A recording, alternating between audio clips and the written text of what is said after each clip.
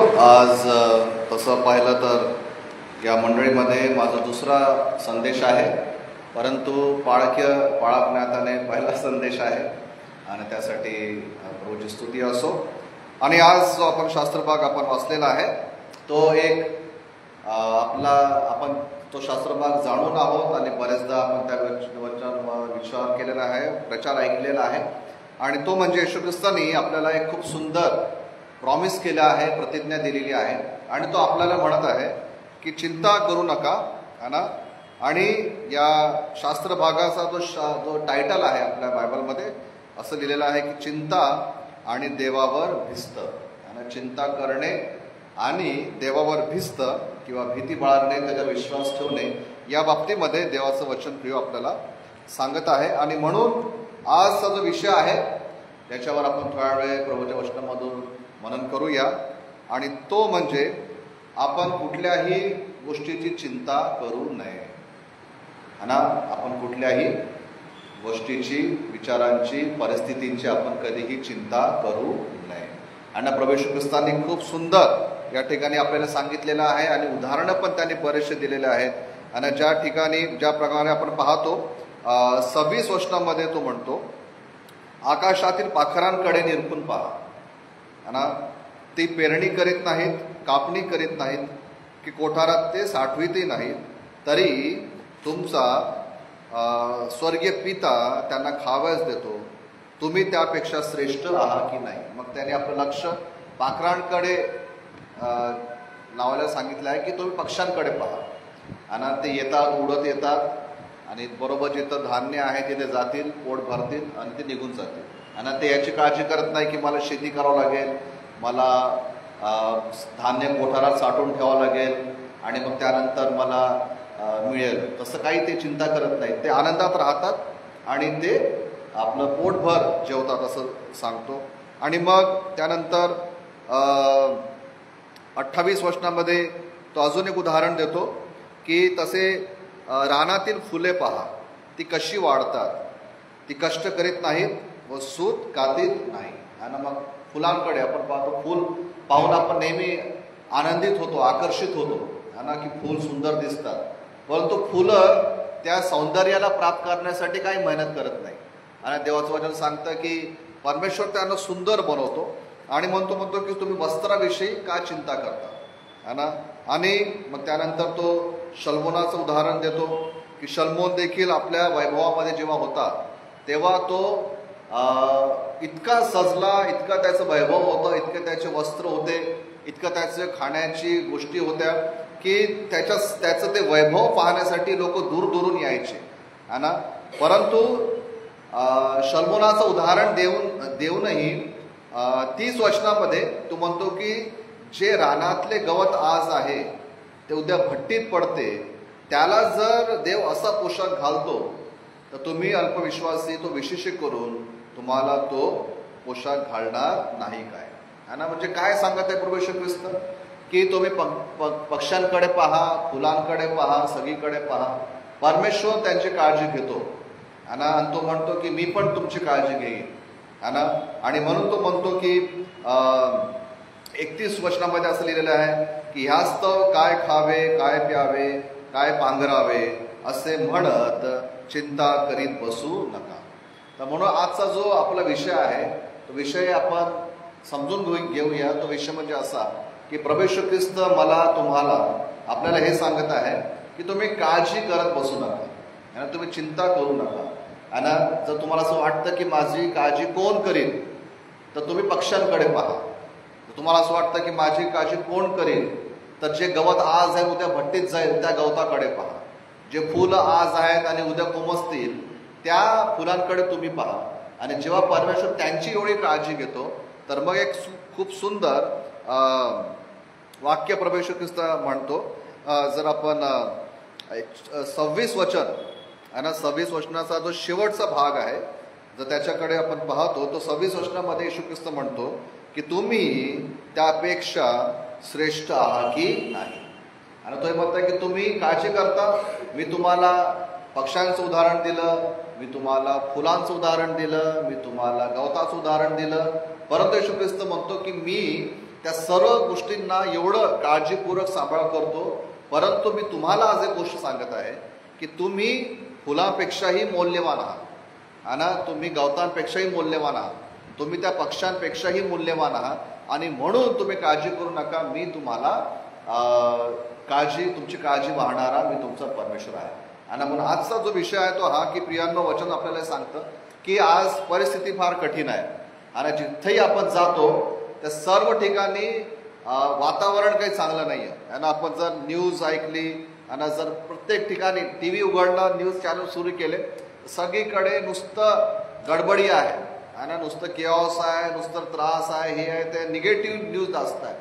तर अशा परिस्थितीमध्ये स्वाभाविक आहे की आपलं मन जे आहे ते हळूहळू चिंतेने दबून जातं आणि चिंतेने आपलं मन ग्रसित होतं आणि त्याच्यामुळे काय होतं की हळूहळू मग आपलं मन निराश होतं. मग आपला कधी कधी असं वाटतं की आपली तब्येत ठीक नाही आहे. आणि तुम्हाला माहित आहे की डॉक्टर लोक असं म्हणतात की जास्तीत जास्त शारीरिक आजाराचं जे कारण आहे आणि ते कारण आहे टेन्शन घेणे. आणि तुम्ही जर आपण प्रॅक्टिकल करून पाहिलं तर दिवसभर टेन्शन घेऊन बसा, संध्याकाळी बघा काय होतं. आणि संध्याकाळी बरोबर डोकं दुखणं सुरू होऊन जाईल आणि बीपी आहे तर हाय होऊन जाईल किंवा लो होऊन जाईल किंवा काही ना काहीतरी त्रास होईल. टेन्शन घ्या आणि मग तुम्ही त्याचे परिणाम पहा. आणि म्हणून डॉक्टर लोक हे म्हणतात की शारीरिक त्रासाचा जो एक मुख्य कारण आहे तो म्हणजे आपले मानसिक चिंता करणे आहे ना, जे आपण चिंता करतो ते एक फार मोठं कारण आहे. आणि त्याचं एक औषधी म्हणून प्रभू येशू ख्रिस्त आपल्याला एक गोष्ट सांगत आहे की तुम्ही काळजी करू नका आणि तुम्ही चिंता करू नका, मी तुमची काळजी मानणारा परमेश्वर आहे. म्हणून एक दोन गोष्टी आपण पाहूया की बरेचदा काय होतं माहिती आहे का, असं वाटतं की चिंता करणं जे आहे ना ही एक स्वाभाविक गोष्ट आहे. मनुष्य आहे तर चिंता तर लागूनच आहे. आणि मानव प्राणी आहे, जर आपण परिवारामध्ये आहोत, वडील आहे तर वडिलाला चिंता आहे, आई आहे तर आईला चिंता आहे, सर्वांना चिंता लागून आहे. हे आपण आपण बस आपल्या मनामध्ये आपण बसून घेतलेलं आहे की चिंता करणे म्हणजे एक नॉर्मल गोष्ट आहे आणि चिंता करणे एक नॅचरल गोष्ट आहे असं आपण मनामध्ये ठामपणे बसून घेतलेलं आहे. आणि बऱ्याच वर्ष आधी एकदा मी एका फॅमिलीमध्ये गेलो होतो व्हिजिटिंगसाठी. तर तिथं ते जे ताई होत्या ते म्हणत होते की पासं साहेब असं होत आहे, तसं होत आहे, हे होत आहे, ते होत आहे. त्यांना आपल्या लेकरांची फार काळजी होती. तर मी त्यांना म्हटलं ताई चिंता नका करू, परमेश्वर करेल, होऊन जाईल, सर्व ठीक आहे. ती काय म्हणते, लेकरं पण परमेश्वरानेच दिलेले आहे म्हणून चिंता पण त्यानेच दिलेली आहे. ना हे वाक्य बरेचदा तुम्ही पण ऐकलं असेल का, लेकरं आहेत तर ममता आहे, ममता आहे तर चिंता आहे, चिंता आहे तर मग ते चिंता करणार, म्हणजे चिंता करणं मेरा जन्मसिद्ध अधिकार आहे असं मानवी स्वभाव आहे. परत देवाचं वचन परंतु तसं नाही सांगत. आता जेव्हा इथे येशू ख्रिस्त एक गोष्ट सांगत आहे की तुम्ही चिंता करू नका, तर त्याला हे नव्हतं माहीत का की जगामध्ये वडील असतील, जगामध्ये आई असतील, जगामध्ये नोकरी करणारे लोक आहेत, जगामध्ये व्यवसाय करणारे लोक आहेत, त्यांच्या मागे बरेचसे काम आहेत, हे त्याला माहीत नव्हतं का? त्या काळापर्यंत येशू ख्रिस्ताने कधी आई वडील आणि नोकरी व्यवसाय कधी पाहिला नसेल का? त्या काळामध्ये सर्व होतं. परंतु त्या परिस्थितीमध्येही येशू ख्रिस्त म्हणतो की तुम्ही चिंता करू नका.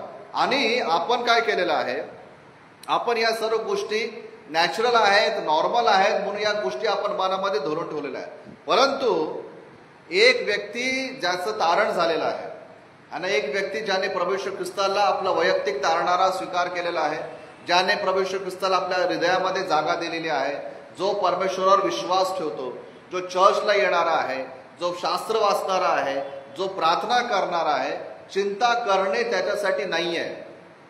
त्याच्यासाठी एकच गोष्ट आहे आणि ते म्हणजे विश्वास करणे. चिंता करणे एक तारण प्राप्त झालेल्या व्यक्तीसाठी नाही आहे. आपण हे म्हटलं पाहिजे की मी का चिंता करावी, आणि माझं तर तारण झालं आहे, आणि जेव्हा माझं तारण झालेलं आहे तर माझा जो परमेश्वर आहे तो माझा फक्त परमेश्वर नाही आहे, तो माझा स्वर्गीय पिता आहे. आणि जो माझा स्वर्गीय बाप आहे तर तो बाप माझी काळजी घेईल. आणि त्या वचनाने आपण आपलं मन भरून घेतलेलं पाहिजे. आणि म्हणून या विषयावर जेव्हा आपण मनन करत आहोत तर पहिली गोष्ट ही आहे प्रियांनो, ही गोष्ट नॉर्मल आहे चिंता करणे ही आपण मनातून काढून टाकली पाहिजे. ही नॉर्मल नाही आहे. परमेश्वराने आपल्याला यासाठी तारण दिलं नाही. परमेश्वराने आपल्याला यासाठी वचन दिलेलं नाही आहे, शास्त्र दिलेलं नाही आहे, प्रार्थनेचं शस्त्र यासाठी आपल्याला दिलं नाही की आपण चिंता करत बसावं.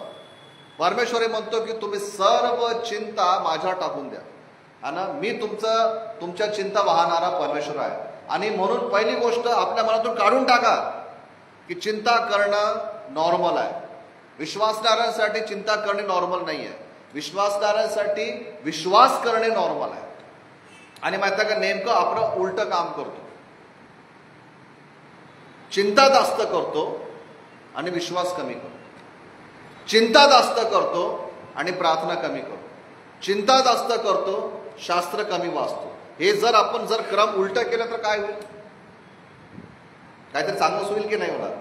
चिंता करत बसण्यापेक्षा तीच वेळ जर आपण प्रार्थनेत घालवली तर काय नुकसान आहे? आणि चिंता करत बसण्यापेक्षा जर आपण शास्त्र वाचन करत बसलो तर काय नुकसान आहे? आणि चिंता करत बसण्यापेक्षा जर आपण स्वतःला विश्वास देत गेलो तर काय नुकसान आहे? आपण आपला क्रम थोडासा उलटा करावा लागेल. चिंता करत बसणार नाही प्रभू मी, त्याऐवजी मी प्रार्थना करीन. मी अपसाइड डाऊन करणार आहे. आणि त्या जर आपण हे शिकलो की चिंता माझ्यासाठी नाही आहे, आणि चिंता माझ्यासाठी नाही आहे, माझ्यासाठी एकच काम करायचं आहे आणि ते काम करणे म्हणजे मला परमेश्वराच्या विश्वासामध्ये मजबूत व्हायचं आहे. जितकं जास्त आपल्या जीवनामध्ये देवाचं वचन राहील आणि तितकं जास्त आपण चिंतेपासून दूर राहू. आणि एक वचन आपण वाचूया. चिंता चांगली आहे की नाही मला माहित नाही की तुम्ही काय विचार करता, परंतु बायबल काय सांगतं ते आपण पाहूया. आणि मार्ककृत शुभवर्तमान याचा 7वा अध्याय. आणि मार्ककृत शुभवर्तमान याचा 7वा अध्याय. आणि आपण 20 वचनापासून पुढे वाचूया. 20, 21 आणि 22 मध्ये बरीच मोठी लिस्ट आहे, परंतु ठीक आहे आपण वाचून घेऊ. मार्ककृत शुभवर्तमान याचा 7वा अध्याय आणि 20 ते 23 वाचूया.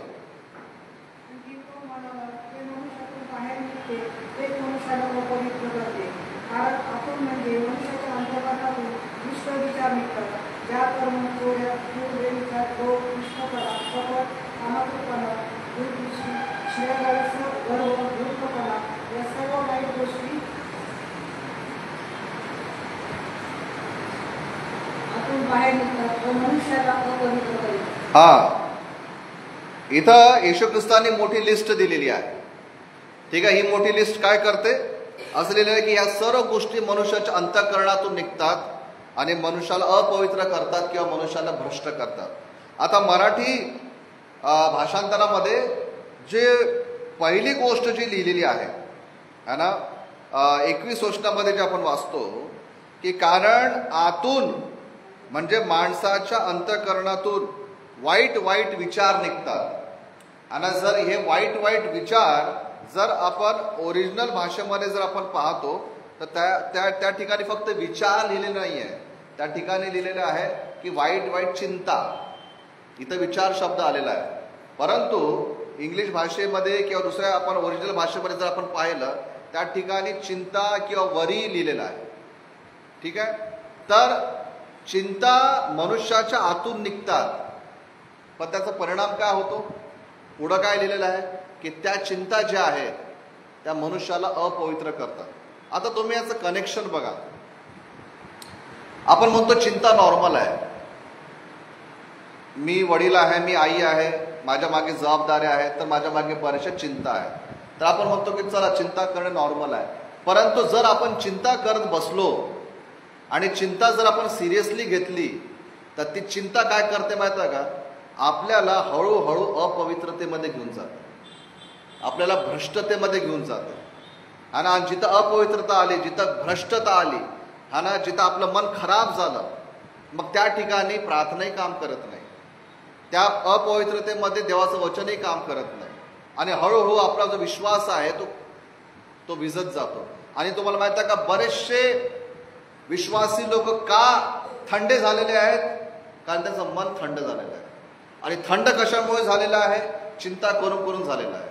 चिंता चिंता चिंता, जागतिक विचार, हे ते करता करता करता करता काय झालं की त्यांचा विश्वास थंड होत गेला. विश्वास थंड होत गेला तर प्रार्थना थंडी होत गेली, प्रार्थना थंडी होत गेली, त्यांचं आध्यात्मिक जीवन थंड झालं आणि असं करत करत ते देवापासून दूर झालेले आहे. आणि ही शैतानाची एक फार मोठी योजना आहे की मोठा बॉम्ब टाकण्यापेक्षा आपल्यावर तो काय करतोय, छोटीशी चिंता टाकून देतो है ना. आणि बऱ्याचशा लोकांना माहिती आहे स्वभाव आहे ना, राहत काहीच नाही पण विचार खूप करत बसते है ना. बोलते राई का पहाड बना देते नाही का, असं म्हणत नाही का हिंदीमध्ये. राहत काहीच नाही, थोडंसं काहीतरी राहतं बस, ते धरून बसले मनामध्ये. आणि मग उदाहरणार्थ ते तांदूळ राहतं, मग त्याच्यामध्ये लाल मिरची, गोडा मसाला सर्व टाकून त्याच्या तांदळाला आपण काय करतो, पूर्ण मसाला भात बनवून टाकतो. राहत काहीच नाही. तुम्ही विचार करा है ना. उदाहरणार्थ चिंता, काही लोकांना चिंता करायची सवय लागलेली आहे आणि काही लोकांना यासाठी काळजी आहे की त्यांना टेन्शनच नाही है. कई लोगों को टेंशन है, ये बात सही है, और कुछ लोगों को इस बात का टेंशन है कि उनको टेंशन क्यों नहीं है. मला टेन्शन असलं पाहिजे है ना. जसं उदाहरणार्थ आता घरात काहीतरी एक मोठा प्रॉब्लेम झालेला आहे, मोठी इश्यू झालेला आहे, ठीक आहे. आणि घरातले एखादे व्यक्ती विश्वासाने भरपूर आहे आणि आनंदाने विश्वासाने भरपूर आहे आणि त्याला विश्वास आहे की हा जरी मोठा प्रॉब्लेम आहे तरी माझा परमेश्वर या प्रॉब्लेम मधून मला बाहेर काढेल, ठीक आहे. आणि प्रार्थना केली त्यांनी आणि झोपून गेला, गाढ झोपला. मग घरचे लोक काय निर्लज्ज माणूस आहे है ना. घरी इतका मोठा प्रॉब्लेम झालेला आहे आणि हा कसा घोरून राहिलेला आहे ना. तो घोरत नाहीये, त्याचा विश्वास आहे की परमेश्वर माझ्यासाठी करेल आणि जेव्हा तो जागत आहे तर मी कशाला जागू. Praise the lord. समजत आहे मी काय म्हणतोय है ना. ते घटना तुम्हाला माहित असेल. एकदा येशू ख्रिस्त त्याचे शिष्य नावेतून है ना त्या झील के उस पार जा रहे थे है ना. तर काय झालं, मध्ये मोठं वादळ आलं है ना. मोठं वादळ आलं, पाणी नावेमध्ये भरू लागलं आणि सगळे जे शिष्य आहेत ते घाबरले आणि ते नावेतून पाणी बाहेर फेकू लागले. परंतु येशू ख्रिस्त काय करत होता, आठवते ते वचन. येशू ख्रिस्त झोपला होता ना. आता विचार करा, वादळ आहे, विजा चमकत आहे, पूर्ण नाव हालत आहे, पूर्ण पाणी नावेमध्ये जात आहे. अशा परिस्थितीमध्ये कोणी झोपू कसं शकतं, है की नाही. कोणीतरी हे म्हटलं पाहिजे, येशू ख्रिस्तांनी आपल्या विचाराप्रमाणे परमेश्वर ख्रिस्तांनी काय करायला पाहिजे होतं, त्याने गुडघ्यावर जायला पाहिजे होतं, त्याने हात उंच करून प्रार्थना करायला पाहिजे होती, है की नाही. प्रभू आम्हाला वाचवा, आम्ही बुडत आहोत है ना. परंतु येशू ख्रिस्त काय करत होता, झोपला होता. ती झोप म्हणजे गैरजबाबदारीची झोप नव्हती.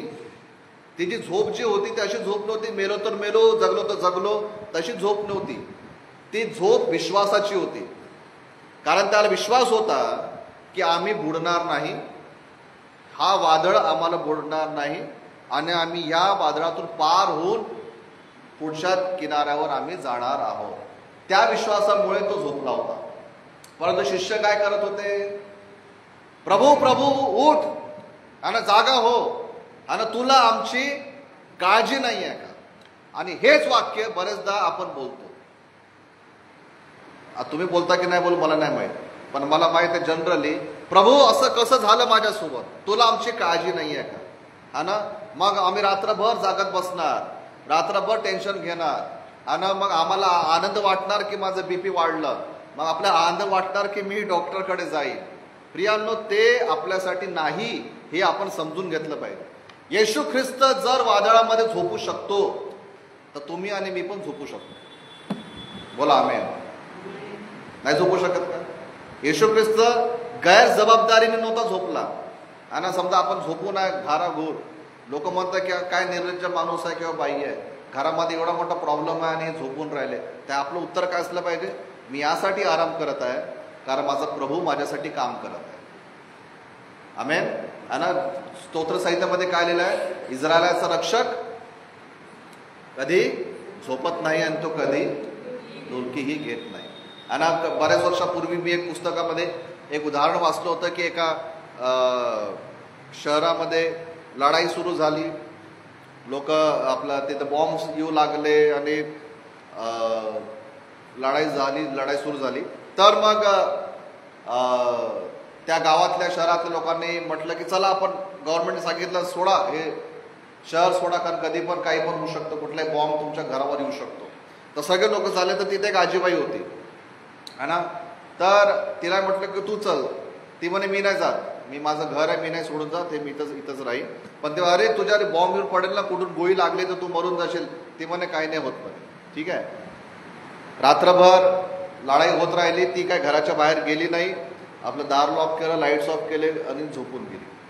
दुसऱ्या दिवशी लोकांना वाटलं की गेली असेल, तर लोक गेले गावामध्ये पाहिलं, तर ती आजीबाई बाहेर आपलं अंगण झाडत होती. तर तिने लोकांनी तिला विचारलं, तुला भीती नाही वाटली का?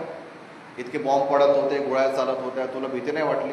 तिने एकच उत्तर दिलं, जेव्हा माझा बाप जागत होता तेव्हा मी कशाला जागू, जेव्हा तो जागून माझी रक्षा करत होता तेव्हा मी आरामाने झोपलो. Praise the Lord.